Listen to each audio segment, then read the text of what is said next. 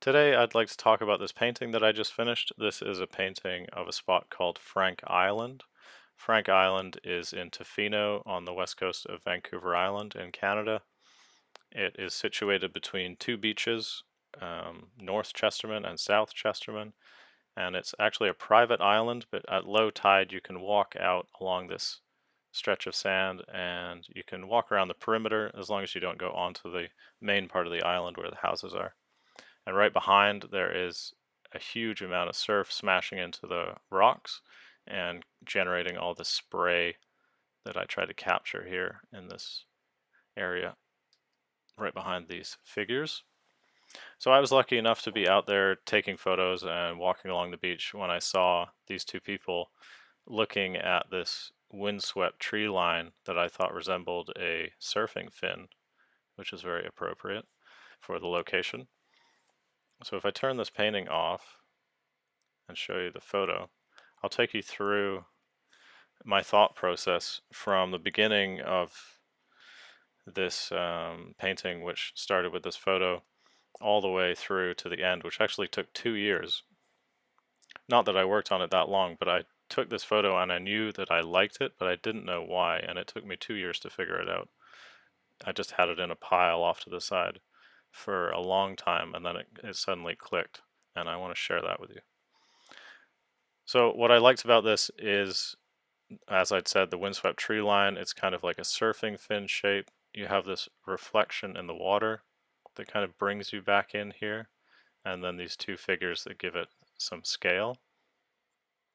And the day after that I took the photo, I came home and did this little color study using a muted palette of yellow ochre. These are my primaries: yellow ochre, burnt sienna, and smalt blue. These are the mixtures between the primaries. But I basically leaned into the total gray. There's a little bit of yellow in there. And when I did this color study, I wasn't completely sold on it being a useful image for a painting. And I sort of just tossed it in my pile, went on to another one, and didn't think about it for a couple of years until recently when I was going through my old studies and I thought, oh, I see some potential here because I see an interesting balance between this shape here and this really small shape.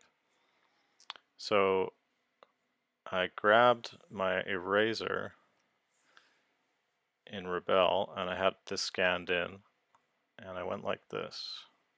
I took out all of this area that I thought was not necessary, all this kind of dead area, empty space, and it suddenly started to come together and look like an interesting design. And I don't know why it took me so long to realize that. But with all that dead space out of the way, you have this big shape on one side and a small shape on the other side. And what's even more interesting that really twigged for me at that moment was I have this triangle that points directly to a focal point. And that got me very excited. Doesn't take much to get me excited, as you can tell. Um, but I'm sure other painters around will understand that. So I have that triangle pointing down. I also have this kind of steelyard composition. If you've seen Edgar Payne's composition for outdoor painting book, he talks about the steelyard composition. You have a large shape on one side and a small shape on the other, and they sort of balance each other out in a dynamic and interesting way. And you can also see that in Monet's haystack paintings, where he's using a big shape and then a smaller haystack on the side to give it some balance and some interest. But anyway, from that point, I did this sketch. Now that I knew exactly what I wanted to be in the image and why it was working, I did this little Notan pencil sketch and made sure that I got this reflection so I could draw a line right along the edge of it that would point towards the figures, and right here, and like this, and like this. And as soon as I had this, I knew that it would make a successful painting because the underlying design is going to, as long as I don't completely screw up the painting, the underlying design is going to do a lot of the work for me. So let's get rid of that. And bring up the painting again. And get rid of that. So you can see, if I scale it down so you can see it,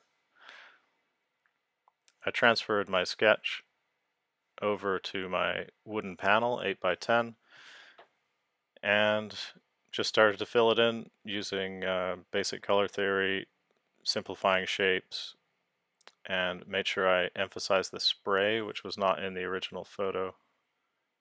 You can see there's nothing behind them there, but I wanted to make sure that people could tell that was the focal point. And another way to do that, I took just the solid pure primary of yellow ochre and used that for the jacket, the raincoat there of this figure. So hopefully, and I think it is successful, that draws your eye and becomes the focal point.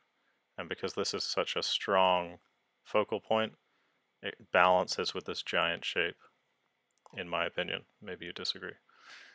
It also gives it an amazing scale. If the people are that big, you get a sense that these trees are huge.